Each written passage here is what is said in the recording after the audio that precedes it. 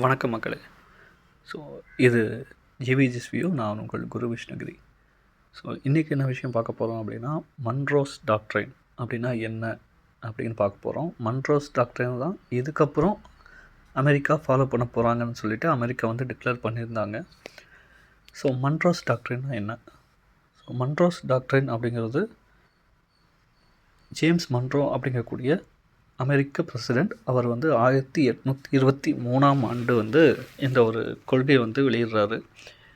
அப்போ பிரிட்டன் மாதிரியான பவர்ஃபுல்லான நேஷன்ஸ் வந்து அமெரிக்காவை சுற்றி வளைச்ச அந்த டைம், அதாவது அவங்ககிட்ட தான் இவங்க வந்து விடுதலை வாங்கினாங்க. ஸோ அவங்க வந்து ரொம்ப பவர்ஃபுல்லாக இருந்தாங்க. இன்னொன்று, அமெரிக்காவில் முக்கியமான இடங்களெல்லாம் வந்து ஸ்பெயின் கண்ட்ரோலில் இருந்தது. அதுபோக அலாஸ்காங்கிற இடம் வந்து ரஷ்யாக்கிட்ட இருந்தது. ஸோ அவங்க வந்து காசு கொடுத்து வாங்கினாங்க. ஸோ இந்த மாதிரி நேரத்தில் நம்ம வேறு எங்கேயும் வந்து வம்புக்கு போகக்கூடாது அப்படிங்கிறது அமெரிக்காவுடைய எண்ணம். அதே நேரத்தில் வேறு யாரும் நம்ம ஏரியாவுக்குள்ளே வரக்கூடாது அப்படிங்கிறது தான் வந்து அவங்களுடைய எண்ணம்.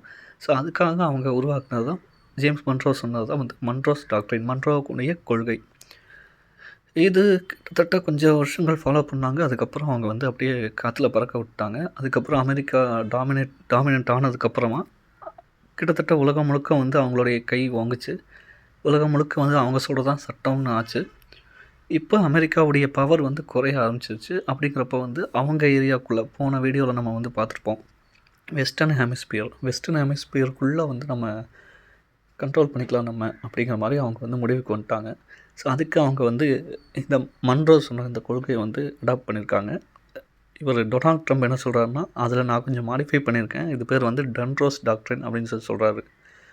அவங்களுடைய தேசிய பாதுகாப்பு கொள்கையில் வந்து அதை வந்து அவங்க மென்ஷன் பண்ணியிருந்தாங்க. அதுக்கப்புறம் தான் வந்து வெனிசுலாவுக்கு வந்து வெனிசுலா அதிபரை வந்து அவங்க வந்து தூக்குனது, அந்த மாதிரி விஷயங்கள்லாம் நடந்தது.